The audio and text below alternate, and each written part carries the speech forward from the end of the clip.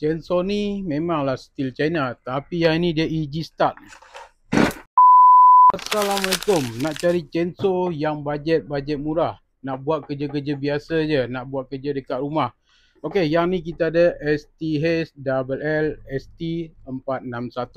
Untuk panjang papan chainsaw ni 22 inci. Untuk harga dia lebih kurang 350.